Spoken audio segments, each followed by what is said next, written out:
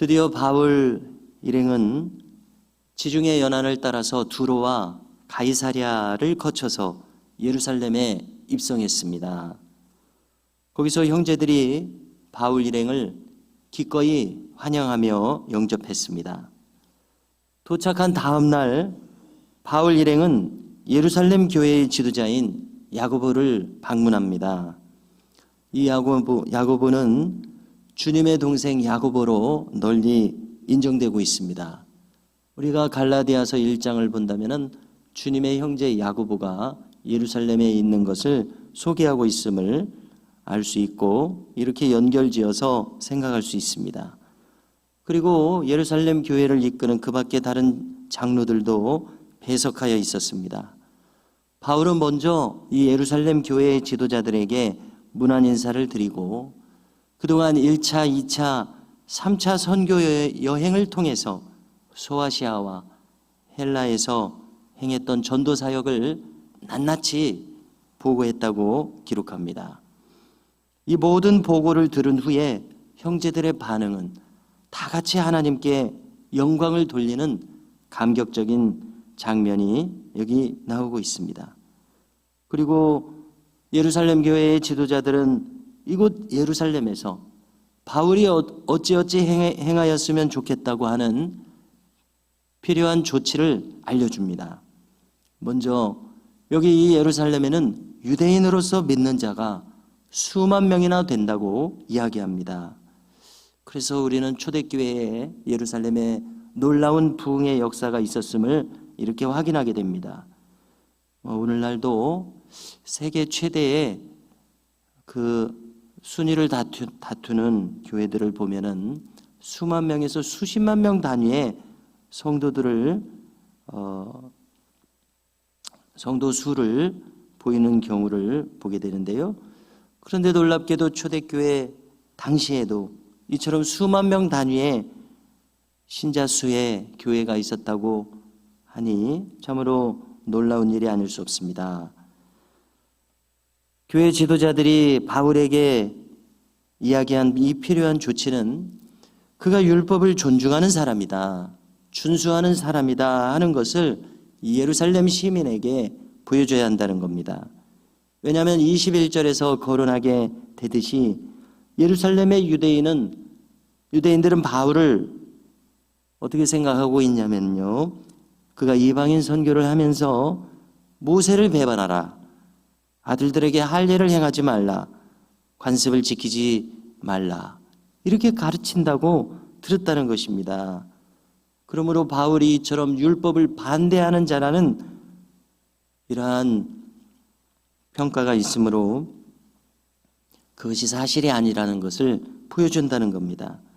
그래서 이러한 오해를 불식시키기 위해서 서원한 네 사람과 함께 결례, 즉 정결 예식을 행함으로써 바울도 율법 준수에 힘쓴다는 그러한 증명이 되게 하자는 의견이었습니다. 여기 이 서원은 레위인이 아닌 자가 성전에서 봉사하기 위해서는 나실인 서원을 해야 하는데 레위 지파가 아니면서 봉사하고자 하는 사람들의 서원, 곧 나실인 서원을 가리키는 것으로 이해가 됩니다. 자, 그렇게 하기 위해서는 이 정결 예식이 필요하다는 것입니다.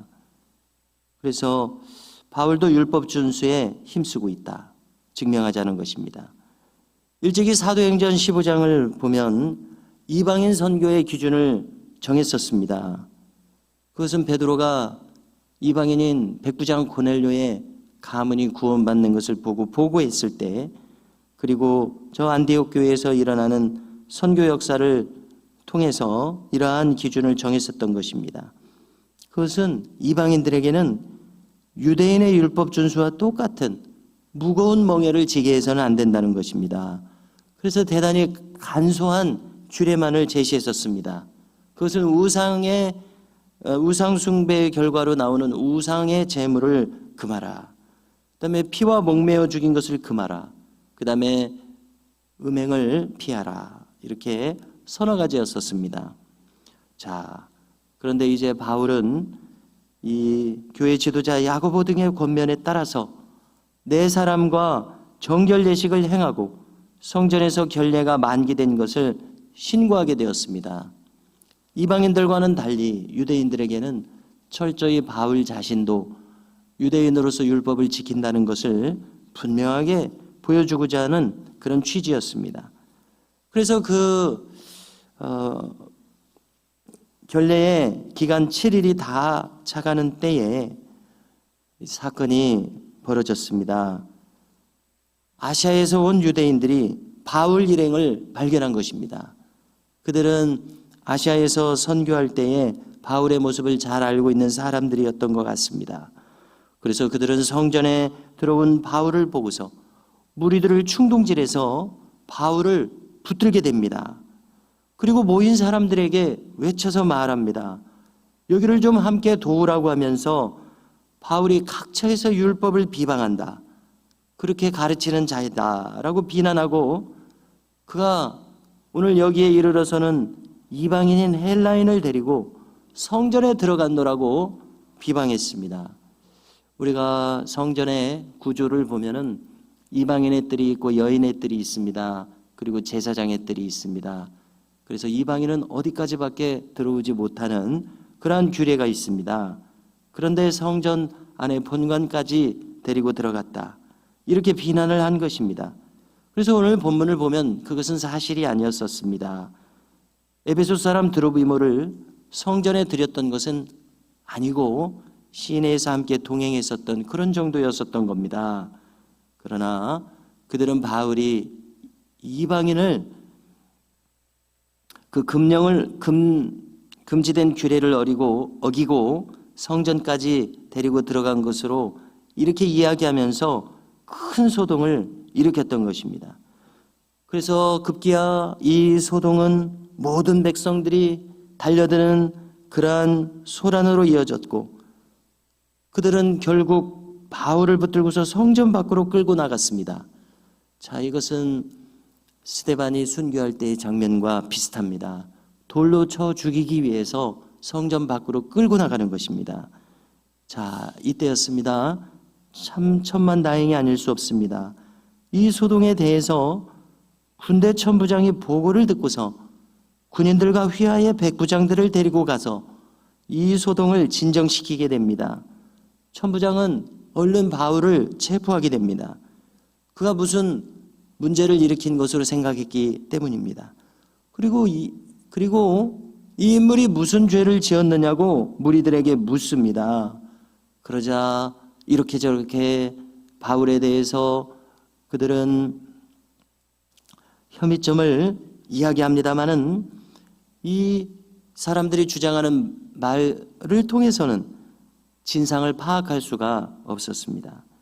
그래서 바울을 영내에 데려가도록 명했습니다. 그래서 우리가 예루살렘 성내에 성문이 여러 개 있는 그 지도를 통해서 볼 때에 이 영내라고 하는 것은 로마군의 주둔지입니다. 이 주둔지는 안토니오 요새라고 칭해지면서 북쪽에 위치하고 있습니다. 바로 그 영내로 데리고 들어가라는 이야기입니다. 예수님의 재판도 바로 그곳에 브라이도리온에서 이루어진 것으로 우리가 생각하게 되는데요, 바로 그곳으로 데려가라는 겁니다. 그래서 이 바울은 이 군인들의 보호를 받고 이동하게 되었습니다. 그렇지만은 성난 백성들은 여전히 이 군대에 호위되어 이동하는 바울을 따르면서 그에게 폭력을 가할 정도였습니다. 그래서 백성들이 여전히 흥분한 채로 그를 없애자고 외치면서 따라오고 있는 그러한 상황이었습니다. 자, 오늘 장면을 보면은 바울과 예루살렘 지도자들은 바울이 결례를 하게 해서 율법을 잘 준수하는 것을 예루살렘 백성들에게 보여주고자 했었습니다마는 상황은 그들이 예상한 대로 흘러가지 않았습니다. 의도치 않게 급박한 상황으로 돌아갔었습니다. 그렇지만 바로 이러한